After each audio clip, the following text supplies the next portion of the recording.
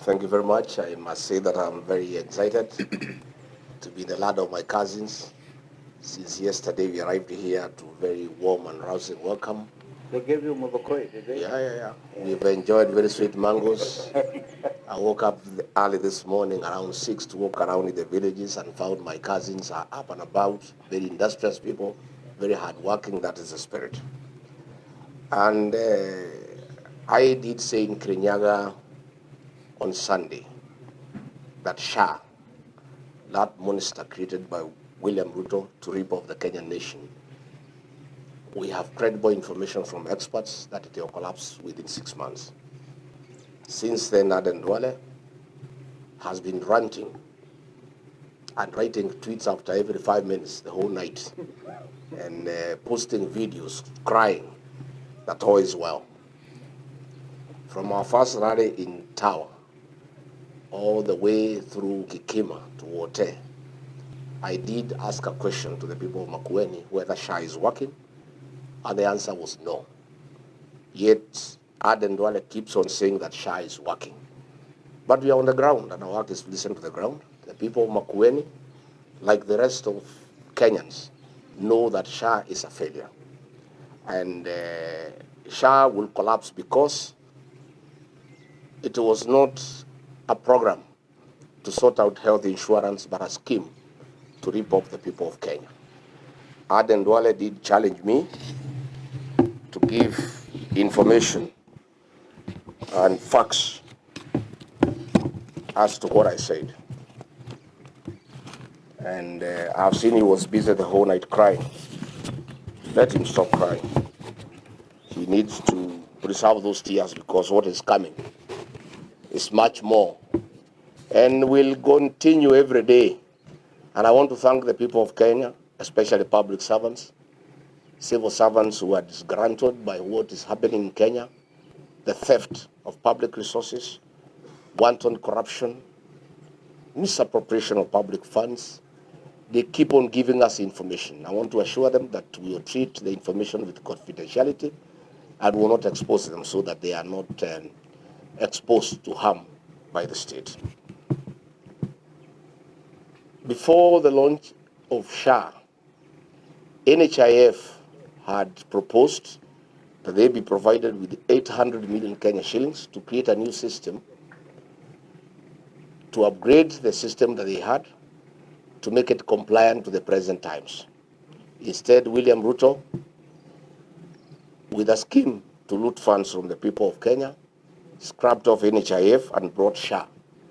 And a system was procured at a cost of 104 billion Kenya shillings. NHIF had indicated that they only needed 800 million Kenya shillings to upgrade the system. A consortium was created, and in this consortium there was Apero Limited with 59.85% shares. This Apero is associated with Adani. Then Safaricom Kenya Limited, 22.56%. Then Convergence Network Solutions Limited with 17.89%. Aden Duale did ask me to provide details from the registrar of companies showing that his name is not there. He thinks Kenyans are full. His name cannot be there. The director is Abdullahi Abdi Sheikh, who is a proxy of Aden Duale. Duale, you cannot ask us to produce a CR12 showing your name. We know you. Abdullahi Abdi Sheikh is the same with Aden Bare Duale. They are one and the same. This consortium procured the system from Savannah Informatics at a cost of 1 billion Kenya shillings. The rest of the money, 103 billion, was stolen by Ruto and Duale and company. The whole system costed 1 billion shillings, which is more or less what the defunct NHIF had proposed because they had put it at 800 million. IT experts from the defunct NHIF were relocated to Dubai, where they are running this system. Every second of the month,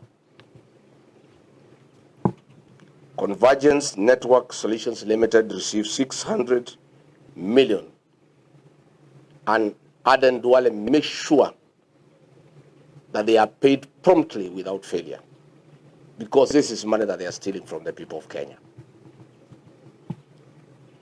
And it's a shame that hospitals have rendered services to patients across the country have not been paid, and they are owed billions of shillings. But this company owned by Duale is paid on the 2nd of every month. And what is even more interesting, to conceal their intentions, this money is paid through Digital Health Agency, whose executive chairman is Silas Matwa. Silas Matwa is a business partner of William Ruto and runs Amaco Insurance on his behalf. So this theft in SHA is a scheme by William Ruto and Aden Duale. Why is the money paid through Digital Health Agency, whose executive chairman is Silas Matwa? It's to conceal the movement of funds so that it looks like it's government to government. So what we are saying is that SHA was never conceived to be a program to help the people of Kenya. It was a conduit to steal funds from the people of Kenya. Kenyans are being taxed every day, and this money is being stolen by William Ruto, Aden Duale, and company through their proxies, Silas Matwa, and others. Again, I did talk about e-citizen, and I said when I was in office, William Ruto was very angry that e-citizen was in private hands, and he demanded that it must be brought under government control by the Ministry of ICT and the National Treasury. And he caused a lot of fury and demanded that that should happen. Little did I know this was a scheme to smoke out the owner so that he can negotiate with them. And when they eventually presented themselves, he demanded that they cede 80% of the company to him through a proxy called Linus Kipngetich. Again, Linus Kipngetich, who is now working in State House, holds 190,000 shares in Amaco on behalf of William Ruto. And it is him who withdrew 6.3 billion shillings in cash from Equity, from the e-citizen account. It's a shame that in Kenyatta National Hospital, patients pay for their stay there through e-citizen, but no funds are remitted back to the hospital to help the patients, to buy drugs, to buy reagents, and to buy food. Indeed, patients in Kenyatta National Hospital are not dying because of the disease that brought them to hospital, but they are dying for lack of food. It's a shame. So as we speak, we are excited to be here in Makueni because the people are resolute that they want to be part and parcel of the forthcoming liberation of the Republic of Kenya. And we are very encouraged from what we have seen, and we want to assure the people of Makueni, and indeed the entire country, that we are clear that we will do what they want. They want us to give them a single presidential candidate to face William Ruto. That determination from our party's leaders is firm and nothing can change. I want to assure the people of Kenya that on a daily basis, we'll continue to expose William Ruto and his government on all the evil things that are going on in the country. We will not be intimidated by personal attacks and attempts to divert us from what we need to do for the people of Kenya. Finally, let me also join the Honorable Stephen Kalonzo Musyoka in expressing disgust and horror at what happened in the middle of the night at Gikomba. When we were campaigning with William Ruto, I was running it. We made a firm undertaking to the people of Kenya that in the new administration, demolitions and evictions will never happen. And if they have to happen, the people being evicted must first be relocated to their new places of occupation. We also did agree that no demolition and eviction will ever be done at night.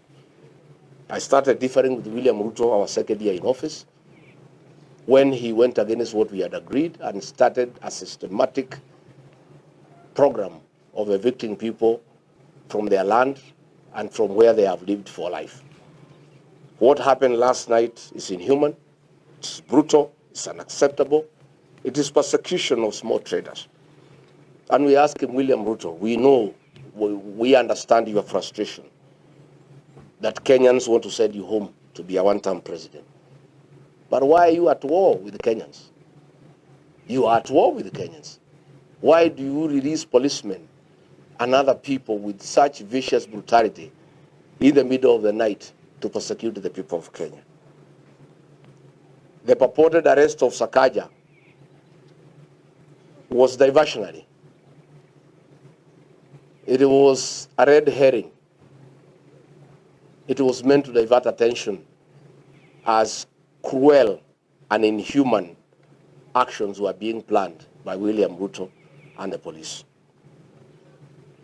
I want to ask the traders to take heart and to appreciate that difficult as things are, our day is coming.